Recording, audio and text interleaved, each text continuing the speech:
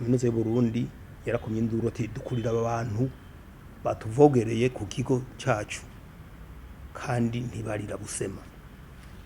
Twebwe rero twavuze tuti nk'intwaro reka tubwira bene gihugu bave aho hantu, hanyuma kuva aho hantu ni kimwe, aho bategereza kuza gukorera ni kindi. Rero twaciye tugenda hari agashuri kari mu Nyakabiga, hari ikibanza twabonye cyo dufasha, ariko rero murabona yuko ari ahantu hatewe n'ibibomoka ibintu nk'ivyo.